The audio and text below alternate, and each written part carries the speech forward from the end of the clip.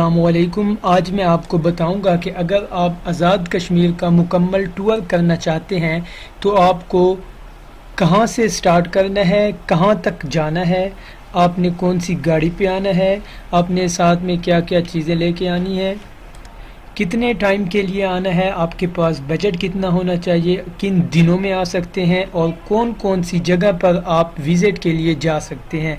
ये सारी डिटेल आपको इसी वीडियो में मिले। चैनल को ज़रूर सब्सक्राइब कर दें अगर ऐसी ही और वीडियोस देखना चाहते हैं तो। सबसे पहले मैं आपको अब बताता हूँ कि आपने स्टार्ट कहाँ से करना है। जी हाँ दोस्तों, सबसे पहले आपने इस्लामाबाद पहुँचना होगा। आप किसी भी इलाके से ताल्लुक़ रखते हैं तो आपने इस्लामाबाद पहुँचना होगा। इस्लामाबाद से आगे का प्लान मैं आपको बता रहा हूँ। इस्लामाबाद से आगे सबसे पहले आपको मुजफ्फराबाद आना होता है। मुजफ्फराबाद इस्लामाबाद से 135 किलोमीटर दूर है और यहाँ पर बिल्कुल ज़बरदस्त रोड है, वन वे रोड है और बिल्कुल नया बना हुआ रोड है। जी हाँ दोस्तों, आप मुजफ्फराबाद तक बाआसानी किसी भी गाड़ी के थ्रू आ सकते हैं। चाहे आप पिकअप पर आएँ, चाहे आप इससे बड़ी जीप वगैरह ले आएँ, डाला ले आएँ, या आप एसी टाइम वगैरह पे आएँ या बाकी कोचेज़ वगैरह पे आएँ, आप आसानी के साथ आ सकते हैं। 135 किलोमीटर है जिसमें 3.5 घंटे तकरीबन लग जाते हैं।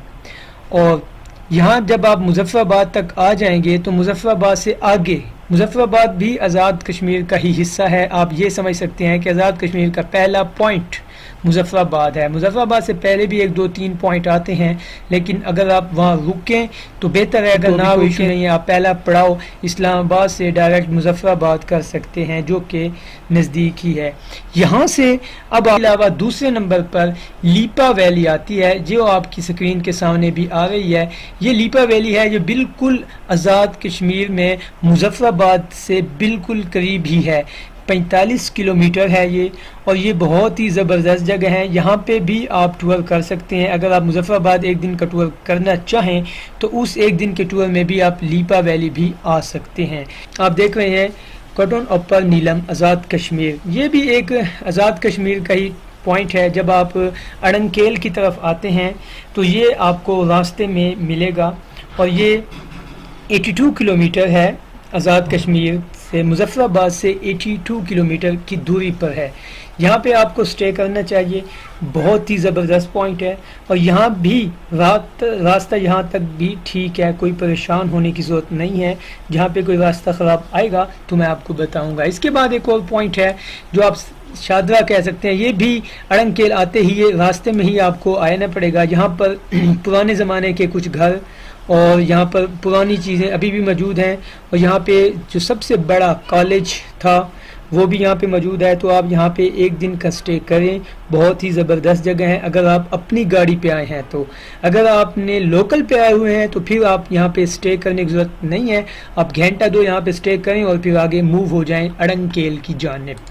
इसके अलावा यहाँ पे बंजूसु लेक है, ये भी आज़ाद कश्मीर में ही आती है और ये 18 किलोमीटर है रावलकोट से। तो अगर आप रावलपिंडी से रावलकोट जाते हैं 120 किलोमीटर दूर, तो फिर अगर आप रावलकोट एक दिन का स्टे करते हैं तो फिर आप बंजोसा लेक में आ सकते हैं जो कि बिल्कुल साथ ही है। 18 किलोमीटर है और यहाँ पर 25 सेंटीग्रेड तकरीबन मौसम होता है, तो यहाँ पर भी बहुत ही अच्छा व्यू है। अगर आप रावलकोट वाली साइड पे जाएं तो फिर आप रावलकोट और बंजोसा लेक में जा सकते हैं। अगर आप मुजफ्फराबाद और इस साइड पे आए हुए हैं नीलम वैली की जानिब तो फिर आप यहाँ पे नहीं जा सकते, जाएंगे तो आपका टाइम ज़्यादा वेस्ट होगा।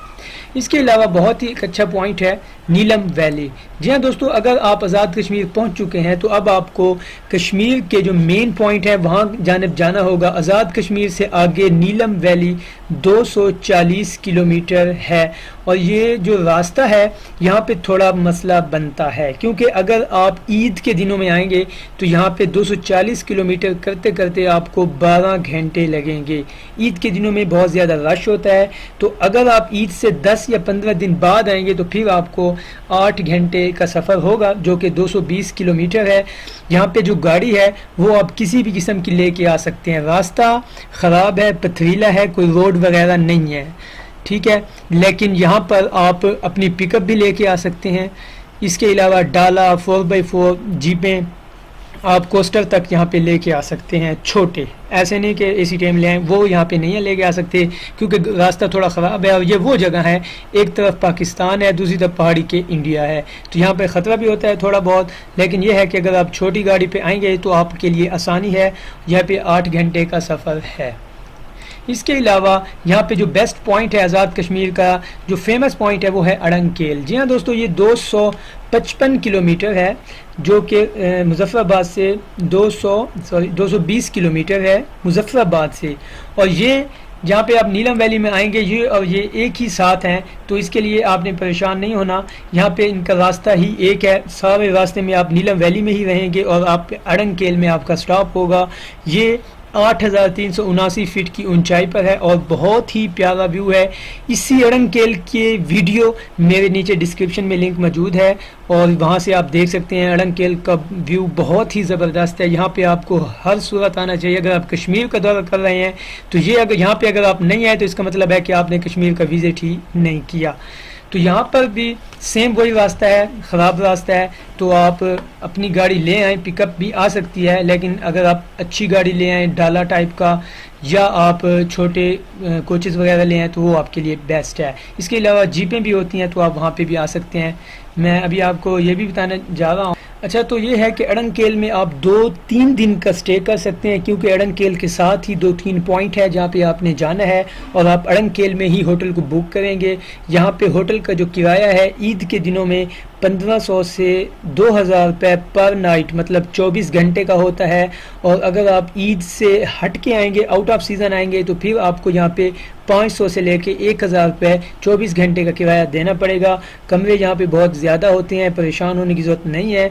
और यहाँ पे खाने पीने का जो रेट है वो बिल्कुल नॉर्मल है, कोई भी चीज़ महंगी नहीं है, मरे की तरह बहुत ही सस्ती है, मयारी चीज़ें हैं, अच्छी चीज़ें हैं और सब चीज़ मिलेगी यहाँ पे। सिर्फ किराया का थोड़ा इशू है कि अगर आप सीज़न में आएंगे तो थोड़ा ज़्यादा होगा, अदरवाइज़ बाकी हर चीज़ का रेट सेम होगा। और यहाँ पे आप 3 दिन का स्टे करेंगे, क्योंकि अड़ंगकेल में ही स्टे करने के साथ ही आप एक ताऊबट है जो अड़ंगकेल से 40 किलोमीटर है, साथ में ताऊबट, वहाँ पे भी आपको हर हाल में जाना होगा। वो भी एक अच्छा पॉइंट है ताऊबट, और ये 40 किलोमीटर है। यहाँ पे आपको जीप पे जाना पड़ेगा। यहाँ पे आपने अपनी गाड़ी खड़ी कर देनी है आके अड़ंगकेल में, चाहे वो कार है, चाहे वो पिकअप है, चाहे वो जीप है। जो इससे आगे आप लोगों ने जीपे पे ही जाना है। तो यहाँ पे आप जीप लेंगे जिसमें 3 घंटे लगते हैं और आप 3 घंटे के बाद ताऊबट पहुँच जाएंगे। वहाँ पे बहुत अच्छा व्यू है। ताऊबट में आप सिर्फ एक रात का स्टे कर सकते हैं, या ऐसा भी हो सकता है कि आप सुबह 5 बजे ताऊबट के लिए निकलें अड़ंगकेल से और रात को शाम को 7 या 6 बजे आप वापस अड़ंगकेल पहुँच जाएंगे, क्योंकि वहाँ से ताऊबट से वापसी पे अड़ंगकेल के लिए 3 बजे के बाद जीप नहीं मिलती। वहाँ पे आपको एक रात गुजारनी पड़ेगी या फिर आपको वापस आना पड़ेगा। उसके अलावा एक और जगह है जो कि ताऊबट के अड़ंगकेल के साथ ही है। ये आप साथ में ताऊबट की तस्वीर भी देख लें, ये ताऊबट है। और यहाँ पे ये अड़ंगकेल के साथ ही एक जगह है रत्ती गली लेक। ये भी अड़ंगकेल से ही यहाँ पे इसको आपको रास्ता जानना पड़ेगा और अड़ंगकेल से आप जीप पर यहाँ पे जाएंगे तो यहाँ पर भी आपने सुबह 5 बजे निकलना है और फिर रात को वापस अड़ंगकेल ही आके स्टे करना है। यहाँ पे अब आपको पैसे के बारे में बता दूं कि एक बंदे के विजिट अगर 3 दिन का है, अगर आप यहाँ पे अड़ंगकेल में 3 दिन गुजारना चाहते हैं तो यहाँ पे आपको 15,000 से 16,000 एक बंदे के पास हो। अगर आप लोकल गाड़ी पे आना चाहें तो आप आराम से आ सकते हैं। अगर आपकी अपनी गाड़ी है फिर आपको 20,000 रुपये का खर्चा यहाँ पे हो जाएगा, पेट्रोल वगैरह डालकर। इस्लामाबाद से आगे 3 दिन का टूर यहाँ पे स्टे करने के बाद। अगर आप इस्लामाबाद से आगे 1 वीक का स्टे करना चाहते हैं आज़ाद कश्मीर में, फिर आपके पास 25 से 30,000 रुपये होने चाहिए अपनी गाड़ी के लिए। अगर आप लोकल पे आएंगे तो फिर आपका 20 से 22,000 रुपये में काम चल जाएगा। कोई भी मसला हो नीचे मेरा नंबर मौजूद है, आप रब्ता भी कर सकते हैं।